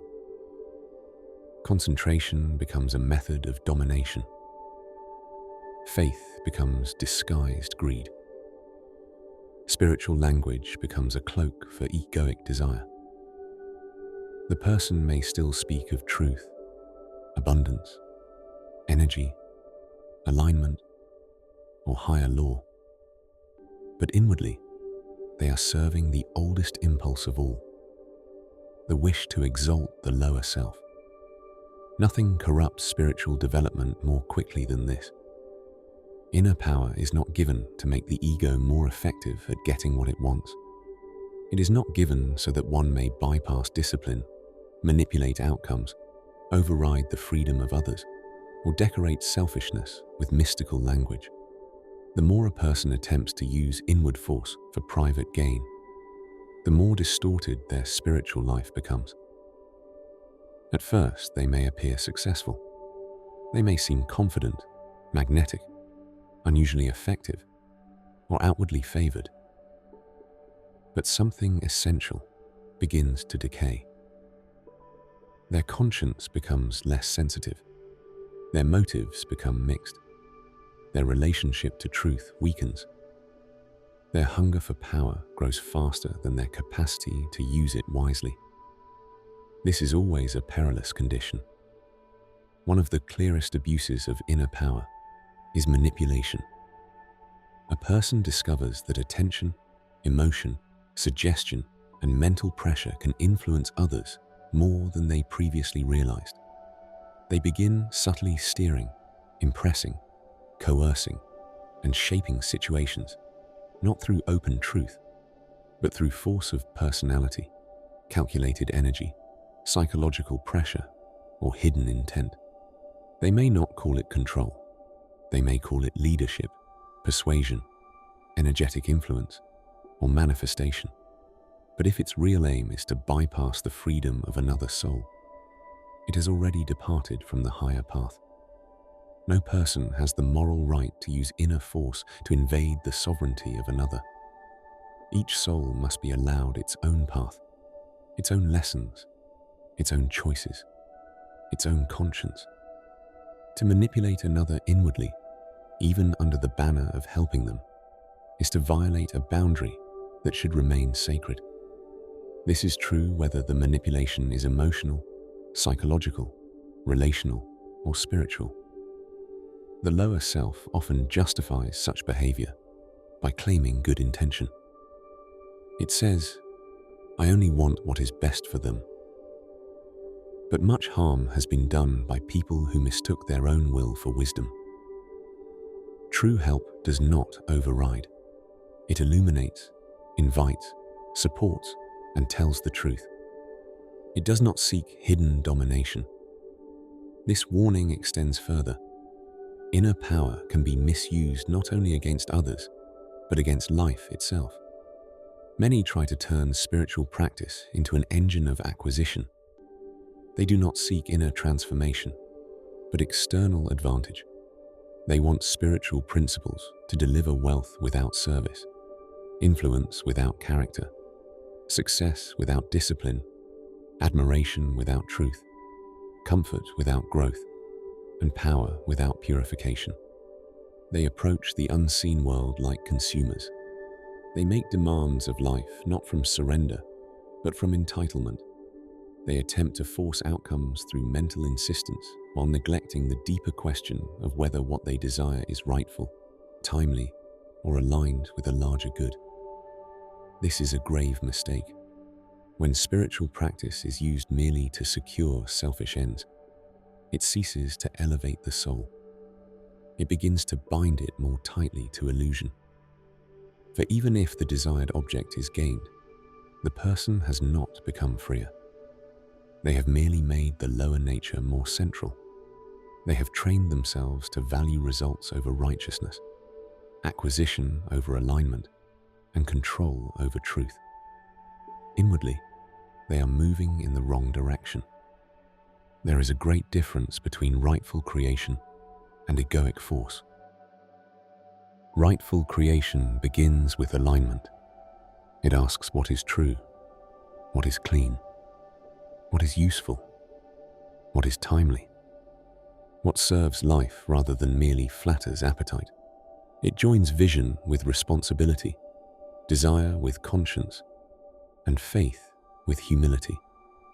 Egoic force does something else. It seizes upon a method and asks only, how can I make reality obey me?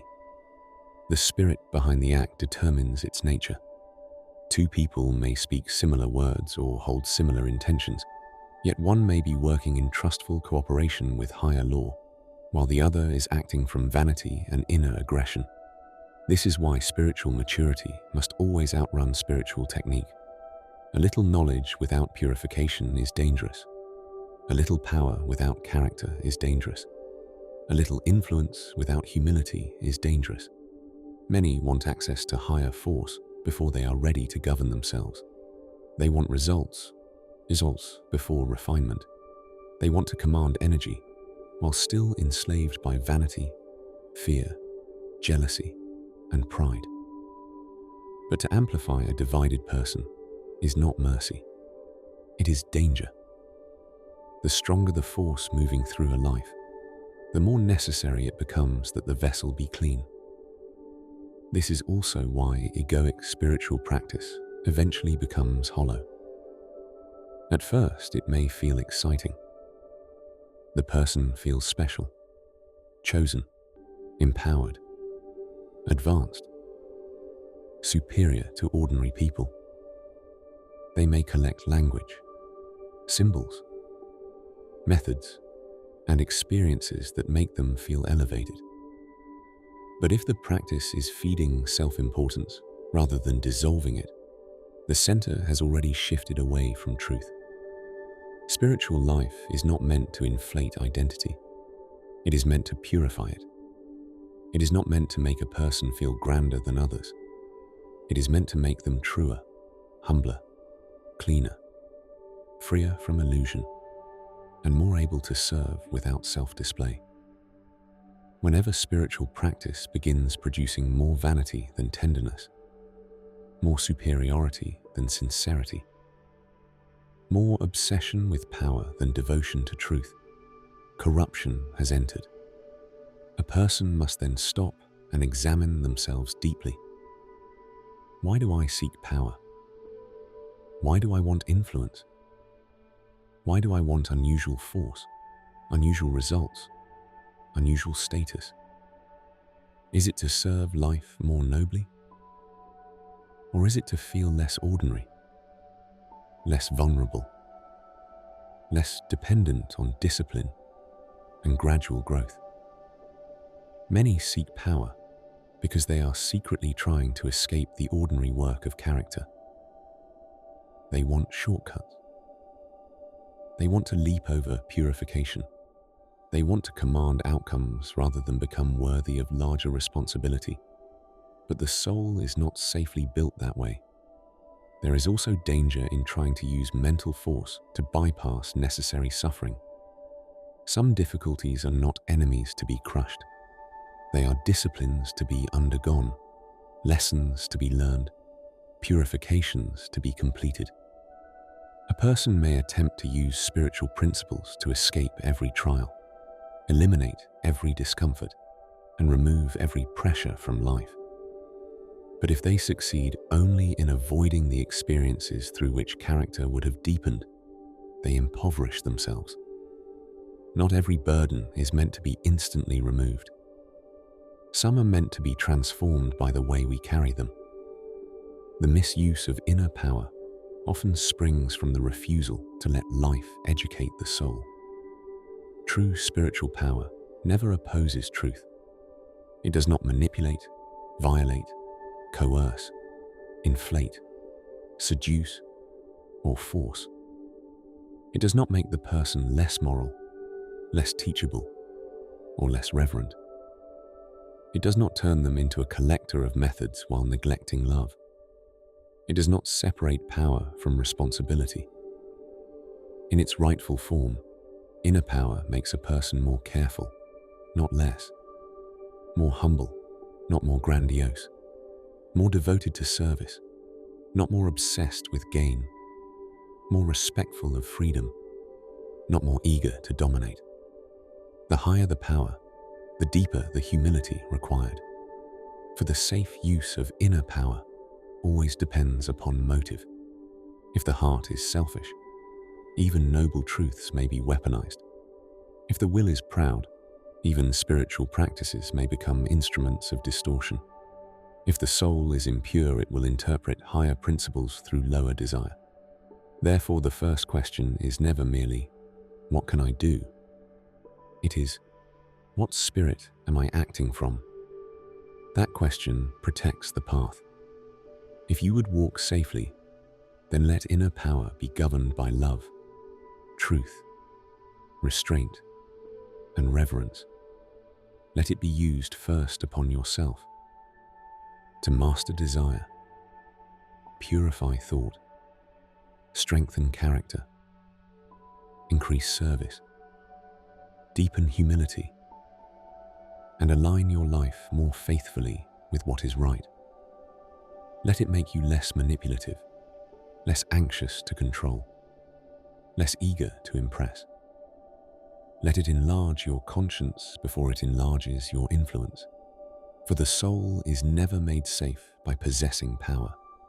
It is made safe by becoming worthy of it. We have come to the end of this audiobook, but perhaps this is not an ending at all. Only the beginning of a deeper conversation within yourself. If something in these words awakened clarity, strength, or remembrance in you, do not let it pass too quickly. Sit with it, return to it. Let it shape the way you think, live, and move through the world. And if this audiobook has been meaningful to you, please consider subscribing, leaving a like, and sharing it with others on the path. Thank you for being here, and thank you for listening.